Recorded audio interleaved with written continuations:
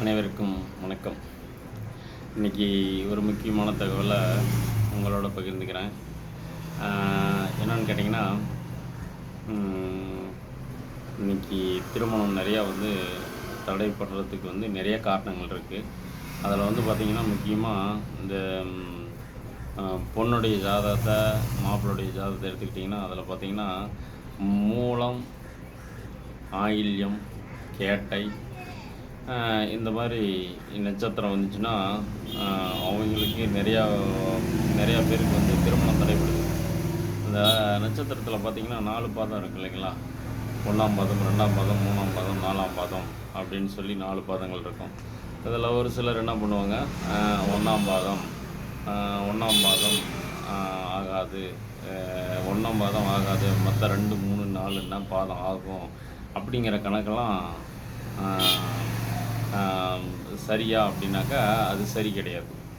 1ஆம் பாதம்னா மோசம் ஆகாது, மற்ற 2, 3, 4 பாதம்னா ஆகும். அது பஞ்சாங்கத்தில் போட்டிருக்காங்க. முதல் பாதம் வந்தால் தான் அந்த மாதிரி ஆண் மூலம் அரசாலும், பெண்களுக்கு தான் மூலம் பாதிக்கும், ஆயிலியம் பாதிக்கும், கேட்டை மாதிரி பாதிக்கும் அப்படிங்கிற மாதிரி அமைப்பில் சொல்கிறாங்க. அதில் இந்த 1ஆம் பாதம், 2ஆம் பாதம், 3ஆம் பாதம், 4ஆம் பாதம்னா இருக்குல்ல, அதில் 1ஆம் பாதம் தான் பாதிக்கும், மற்ற 3 பாதங்களும் பாதிக்காது அப்படிங்கிறது உண்மை இல்லை. அதில் என்னன்னாக்க, இப்போ உதாரணத்துக்கு ஒரு ஜாதகத்தில் ஜாதகத்தை கொடுக்குறாங்க. அவங்களுக்கு 3 நட்சத்திரம் வருது. 3 நட்சத்திரத்தை 1ஆம் பாதத்தில் இருக்காங்க அப்படின்னாக்கா, 3 நட்சத்திரம் 1ஆம் பாதமாக இருக்குது, இது வேணாம்ட்டா அவருக்கு எப்படி கல்யாணம் ஆகிறது? அப்போ ஏதாவது குறை உள்ள வீட்டுக்கு தான் போகணும் அப்படிங்கிற மாதிரி அமைப்பு தானே. குறைனாக்கா எப்படி? ஒரு மாமனார், மாமியார், ஏதாவது ஒரு குறை இருக்கிற இடத்துக்கு போனாக்கா இந்த பொண்ணுடைய வாழ்க்கை நல்லா இருக்கும் அப்படின்னு சொல்லி நம்ம சொல்கிறாங்க, பண்ணியிருக்காங்க, நல்லா தான் இருக்காங்க, கேள்விப்பட்டிருக்கிறோம். அதே பார்த்திங்கன்னா கல்யாணம் ஆகி 3 நட்சத்திரத்தில் கல்யாணம் ஆகி அவங்களுக்கு எந்த பாதிப்பும் இல்லாமல், அப்போ 3 நட்சத்திரம் அந்த பொண்ணு கல்யாணம் பண்ணியிருக்குது.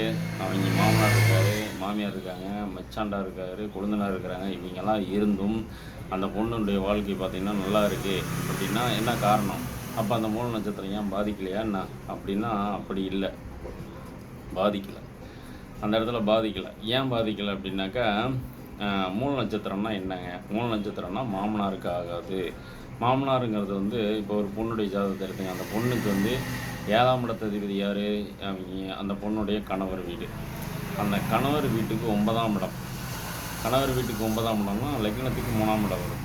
அதாவது அந்த பொண்ணுடைய ஜாதகத்தில் லக்னத்துக்கு 3ஆம் இடம் அதாவது அவங்க அந்த பொண்ணுடைய மாமனார், வருங்கால மாமனாருடைய இடம். அந்த இடத்துக்கு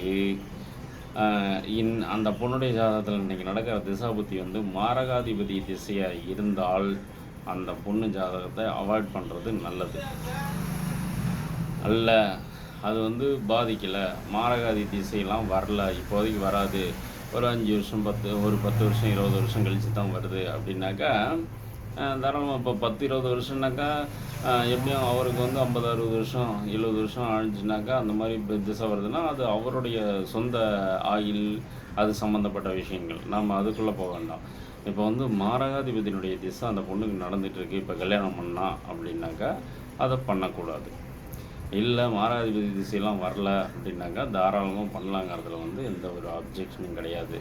அதே மாதிரி ஆயிலை நட்சத்திரம், அதாவது இன்னொரு விஷயம் என்னென்னு கேட்டிங்கன்னா, அந்த இடத்துல அந்த 9ஆம் இடத்தை பாதிக்கக்கூடிய வகையில் சனி, ராகு, கேது, பாவகரங்கள், அதாவது மாரகாதிபதிகள் சம்பந்தம், இந்த மாதிரி எதுவுமே இருக்கக்கூடாது. அப்போ தான் அது சரின்னு ஒத்துக்கணும்.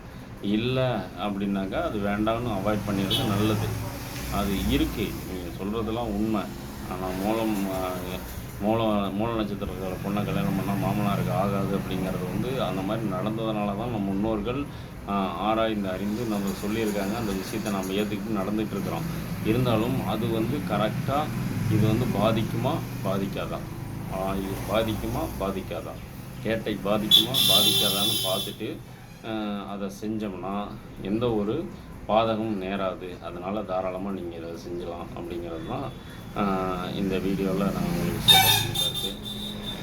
ஸோ நீங்கள் அதனால் 3 நட்சத்திரக்காரருங்க மாமனாருக்கு ஆகாது, மாமனார் இல்லாத வீட்டுக்கு தான் கொடுக்கணும் அப்படிங்கிற மாமனார் இல்லாத வீட்டுக்கு கொடுக்கறது வந்து யோசிக்க தேவையில்ல. டக்குன்னு பொறுத்தவர் தான் 2 பேத்துக்கும் பொறுத்தவர் தான். Right okay.